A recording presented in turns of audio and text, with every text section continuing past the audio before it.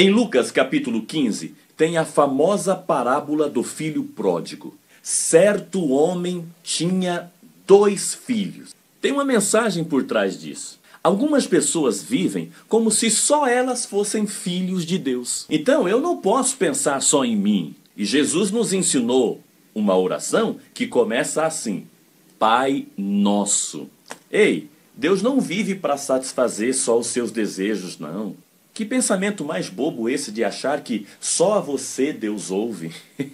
Só você tem o privilégio de falar com Deus. Que você é quase um intermediário entre Deus e as outras pessoas. Poxa, para de pensar, de agir, de viver como se só você fosse filho de Deus. Como se Deus fosse pai só teu. Larga de ser tonto. Olha que coisa interessante. A Bíblia vai dizer que, ajuntando todos os bens que o pai lhe proporcionou através da repartição da herança, lembra? Porque o filho pediu para o pai dividir a herança. O pai ainda vivo, que menino maluco. Então, mas aí a Bíblia diz assim, ó, que ele ajunta todos os bens, cadê? Ajuntando todos os seus bens, poucos dias depois, partiu. Preste atenção nisso, achei muito legal. Poucos dias depois. Alguns dias depois. Traduzindo, aquele rapaz ficou alguns dias em casa antes de sair. Ele não ajunta e parte. Ele ajunta, fica por ali um tempo. Fico pensando, quantos dias foram? Esse poucos dias, esse alguns dias depois, refere-se a mais ou menos que tempo? Eu sou curioso, fico pensando sobre isso. Olha só, às vezes era um tempo necessário para refletir se era aquilo mesmo que ele deveria ou gostaria de fazer. E é isso que é preocupante, porque muitas pessoas estão na casa do Pai, estão na casa de Deus, mas já não estão mais. Entende? Tem gente que vai à igreja todo domingo, mas na verdade ela não vai. Vai, mas não vai. Tá pegando? A pessoa está ali, mas o coração já não está mais. O filho estava na casa, mas ele já não amava mais aquela casa. Ele estava ali, mas o seu coração já estava lá fora. Poucos dias depois. Ei, quem sabe Deus está te dando, o Pai está te dando um tempo de reflexão. Pense direitinho. Não abandona Deus não, porque Ele nunca te abandonou. Não deixe a casa do Pai. Por que você quer sair? Cometeu algum erro? É tão grave assim? O Pai tem braço, o Pai tem beijo, o Pai tem perdão para você. Jesus contou que aquele rapaz, estando longe, disse o seguinte: quantos trabalhadores na casa de meu Pai têm pão em abundância? O que deu saudade naquele rapaz? Do que ele lembrou da casa do Pai? Olha que incrível! Ele não lembra de uma cama confortável. O que ele lembra? Ele lembra de trabalho e ele lembra de pão.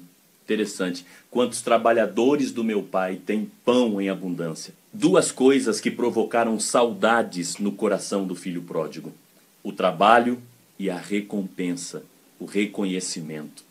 Quantos trabalhadores na casa do meu Pai. Olha só, era uma casa de atividades. Ele lembrou que aquela casa era uma casa que não parava. Era uma casa que tinha trabalho, uma casa que tinha atividades. E interessante, ele lembrou da recompensa. Quantos trabalhadores do meu Pai têm abundância de pão? Ele lembrou do reconhecimento. É interessante porque às vezes a gente gosta, sabe, de detonar quem sai da igreja. O filho que deixa a casa do Pai. Mas eu te pergunto, os filhos que deixaram a casa do Pai nesta geração, eles têm do que lembrar? O que tem aqui na igreja que pode causar saudades em quem saiu? Na verdade, Jesus conta 3 parábolas dentro de uma só, né? A dracma, a ovelha e o filho. A mulher que perdeu a moeda, a dracma, ela procura. E o pastor que perdeu a ovelha resgata-a. Agora, o pai que perdeu o filho, ele não vai atrás, não. Interessante. E é a maior perda aqui da história. Por quê? Porque a mulher perdeu uma moeda de 10. O pastor perdeu uma ovelha de 100. Agora o pai perdeu um filho de dois. A maior perda é a perda do pai. Mas o pai não vai atrás do filho. Por quê? Porque as outras coisas perdidas são coisas irracionais. Entende? A moeda não pensa. A ovelha é um animal. Agora o filho é o único que sabe o caminho de volta. Agora, Jesus contou, olha, que quando o filho voltou, o pai estava o esperando. Traduzindo, o pai nunca foi atrás, mas o pai ficou sempre esperando. E não com bronca, mas com um abraço. Aquele rapaz, ele vai embora de casa levando todos os seus bens. A herança que ele havia forçado o pai a repartir e, é claro, todos os seus bens, as suas coisas, as suas tralhas. Mas eu descobri que o pai não deixou o filho levar tudo. Incrível, porque quando ele volta, a Bíblia vai dizer que o pai disse: tragam a melhor roupa, o anel para ser colocado em seu dedo e sapatos para os seus pés. Interessante, o filho pródigo foi embora, mas o pai escondeu, guardou, mocosou uma muda de roupas e um par de sapatos. E depois é pedido para ser colocado um anel em seu dedo. Mas eu achei muito interessante esse negócio, né? A roupa e o par de sapatos.